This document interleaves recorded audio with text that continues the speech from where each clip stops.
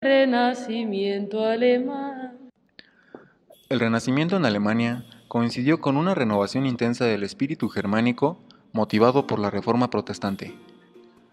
En arquitectura, los primeros edificios con características renacentistas son patrocinados por la familia Fugger en Augsburgo. Ejemplo de ello son la Capilla Fugger en la iglesia de Santa Ana 1509-1518 y las casas Fuggerei 1519-1523. Tras la Reforma, el mecenazgo de la nobleza alemana se centró en primer lugar en la arquitectura, por la capacidad de ésta para mostrar el poder y prestigio de sus gobernantes. Así, a mediados del siglo XVI, se amplió el castillo de Heidelberg, siguiendo las directrices clásicas. Sin embargo, en el resto de Alemania, la mayoría de los príncipes prefirieron conservar las obras góticas, limitándose a decorarlas con ornamentación renacentista. La pintura germánica experimentó en esta época uno de los periodos de mayor esplendor. Junto a la figura fundamental de Durero surgieron otros grandes autores, como Lucas Cranach el Viejo, Hans Wolff, introductor de temáticas siniestras y novedosas, Matthias Grünewald, uno de los precursores del expresionismo, Albrecht Altforder, excelente paisajista, o Hans Holbein el Joven, que desarrolló casi toda su producción centrada en el retrato en Inglaterra. Alberto Durero fue la figura dominante del Renacimiento alemán. Su obra universal, que ya en vida fue reconocida y admirada en toda Europa, impuso la impronta del artista moderno, uniendo la reflexión teórica con la transición decisiva entre la práctica medieval y el idealismo renacentista. Sus pinturas, dibujos, grabados y escritos teóricos sobre arte ejercieron una profunda influencia en los artistas del siglo XVI de su propio país y de los Países Bajos. Durero comprendió la imperiosidad de adquirir un conocimiento racional de la producción artística e introdujo el idealismo de raigambre italiana en el arte alemán. En escultura continuaron las formas góticas hasta bien entrado el siglo XVI. Destaca la obra de Peter Vischer, autor de las tumbas imperiales de Innsbruck, 1513, y de la tumba de San Sebaldo de Nürnberg, 1520.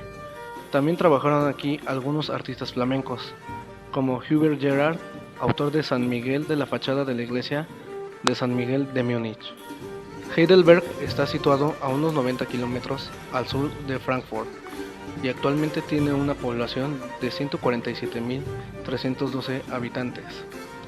El palacio o castillo de Heidelberg es un castillo de origen medieval, parcialmente en ruinas.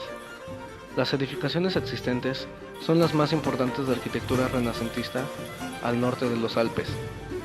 El palacio ha sido reconstruido solo parcialmente desde que fuera derruido en los siglos XVII y XVIII. Se encuentra 80 metros arriba de la ladera del monte de Königstuhl y domina la vista de la vieja ciudad. La edificación más antigua data de antes del año 1214. Más tarde se realizó una ampliación a dos castillos hacia 1294. El castillo superior, destruido por un rayo en 1537, el castillo inferior fue ampliado en 1650, antes de los daños causados por guerras, incendios y rayos posteriores, y es la arquitectura predominante renacentista que hoy se conserva.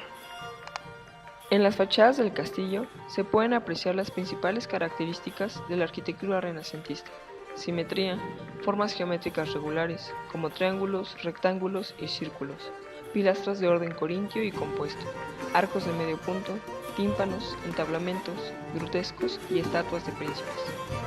Podemos subrayar como una característica singular de este edificio la verticalidad de las fachadas como herencia del gótico predominante en la zona.